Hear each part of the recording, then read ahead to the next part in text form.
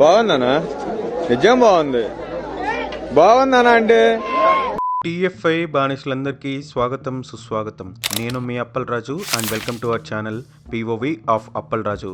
నిన్న రాత్రి Chennai love story premiere show చూశాను అండ్ ఈ సినిమా నాకు డీసెంట్గా అనిపించింది. ఫస్ట్ హాఫ్ నాకు చాలా ఎక్సలెంట్గా అనిపించింది. ఎక్కడా కూడా ఒక్క నిమిషం కూడా నాకు బోర్ కొట్టలేదు.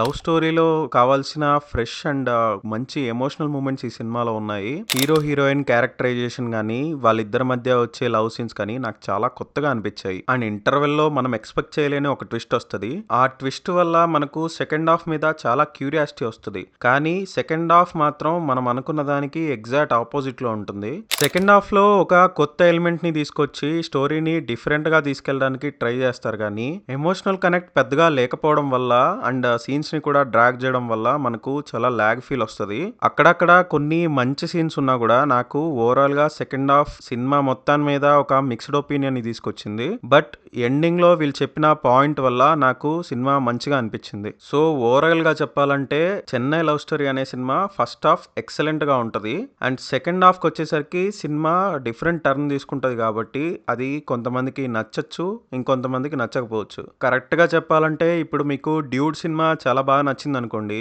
ఈ సినిమా కూడా మీకు చాలా బాగా నచ్చుతుంది. ఆ సినిమా మీకు ఎక్కలేదు అనుకోండి, ఈ సినిమా కూడా మీకు పెద్ద ఏం అనిపించదు. ఈ సినిమాలోని నచ్చిన విషయాల్లో నాకు మెయిన్ గా ఈ సినిమా స్టోరీ చాలా ఫ్రెష్ గా అనిపించింది. ఫస్ట్ హాఫ్ లో హీరో హీరోయిన్ మధ్య వచ్చే లవ్ సీన్స్ నాకు చాలా కొత్తగా అనిపించాయి అండ్ డైలాగ్స్ కూడా చాలా హార్ట్ టచింగ్ అనిపిస్తాయి. అండ్ ఈ సినిమాలోని ఫస్ట్ హాఫ్ ఇంకా సెకండ్ హాఫ్ లో ఉన్న ఎమోషనల్ సీన్స్ కి రైటింగ్ ఎంత బాగుందంటే ఆ సీన్స్ చూస్తున్నప్పుడు మనకు తెలియకుండానే కళ్ళలో నుంచి నీళ్ళు వచ్చేస్తాయి. ఇంకా పర్ఫార్మెన్సెస్ విషయానికి వస్తే నాకు కిరణ్ అబ్బవరం అన్న ఇంకా గౌరీ ప్రియ వీళ్ళిద్దరూ చాలా బాగా యాక్ట్ చేశారు అనిపించింది. ఆ క్యారెక్టర్స్ కి వీళ్ళిద్దరూ కరెక్ట్ గా సరిపోయారు అండ్ వీళ్ళ పర్ఫార్మెన్స్ కూడా మనల్ని చాలా ఎమోషనల్ చేస్తుంది. నాకైతే ఈ సినిమాలో అబ్బవరం అన్న యాక్టింగ్ చాలా ఇంప్రూవ్ అయింది అనిపించింది. అండ్ ఈ సినిమాని ఒక ట్రాన్స్ లోకి తీసుకెళ్లింది ఖచ్చితంగా బ్యాక్గ్రౌండ్ మ్యూజిక్ అనే చెప్పాలి. మణిశర్మ గారు ఇచ్చిన స్కోర్ కి మనం సినిమాకి చాలా కనెక్ట్ అవుతాం అండ్ సాంగ్స్ కూడా జనరల్ గా వినడం కన్నా థియేటర్ లో ఆ సాంగ్స్ ని ఎక్స్పీరియన్స్ చేసినప్పుడు నాకు మంచి ఫీల్ వచ్చింది. ఎస్పెషలీ గుర్తుందా సాంగ్ అండ్ వదలనే సాంగ్, ఈ రెండు నాకు చాలా బాగా నచ్చాయి. ఇంకా ఈ సినిమాలో నాకు అనిపించిన నెగిటివ్ పాయింట్స్ మెయిన్ గా నేను ఆల్రెడీ చెప్పినట్టు సెకండ్ హాఫ్ లో చాలా లాగ్ సీన్స్ ఉన్నాయి. వాటిని ట్రిమ్ చేసుంటే ఖచ్చితంగా ఫస్ట్ హాఫ్ ని ఎలా అయితే ఎంజాయ్ చేసామో సెకండ్ హాఫ్ ని కూడా బోర్ ఫీల్ అవ్వకుండా చూసేవాళ్ళం అని నాకు అనిపిస్తుంది. అండ్ ఈ సినిమాలో అసలు నాకు నచ్చని పాయింట్ ఏంటంటే ట్రైలర్ లో చూపించినట్టుగా హీరోయిన్ కి ఆల్రెడీ ఒక పాస్ట్ ఉంటది. ఆ అబ్బాయి సడన్ గా అమ్మాయిని వదిలేస్తాడు. ఆ వదిలేసే రీజన్ కూడా మనకు చాలా వియర్డ్ గా అనిపిస్తుంది. అంటే అది ఒక సిల్లీ రీజన్ లాగా నాకు అనిపించింది. సో దానివల్ల హీరోయిన్ చాలా బాధపడుతూ ఉన్నా కూడా మనకు ఎలాంటి ఎమోషనల్ కనెక్ట్ ఉండదు.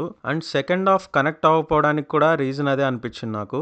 ఇంకా ఇంతకు మించి ఏం చెప్పలేను, చెప్తే స్పాయిలర్స్ అయిపోతాయి. So I'm leaving it here. So overall గా సినిమా ఎలా ఉందిరా అంటే ఫస్ట్ హాఫ్ మీరు టికెట్ మీద పెట్టిన ప్రతి రూపాయికి వర్త్ అనిపిస్తుంది. బట్ సెకండ్ హాఫ్ కి వచ్చేసరికి సినిమాలోని ఎమోషన్ మీకు కనెక్ట్ అవుతే నచ్చుతుంది, కనెక్ట్ అవ్వకపోతే సినిమా మీద మీకు మిక్స్డ్ ఒపీనియన్ రావచ్చు. This is our review, sorry point of view for the film Chennai love story. మన ఛానల్లోని కంటెంట్ మీకు నచ్చినట్టయితే తప్పకుండా సబ్స్క్రైబ్ చేసుకోండి. ఆల్మోస్ట్ ప్రతి సినిమాకి ఫాస్ట్గా రివ్యూ ఇంకా అప్డేట్స్ ఇవ్వడానికి ట్రై చేస్తున్నాను. సో దయచేసి సపోర్ట్ చేయండి. This is Appal Raju signing off. Thank you.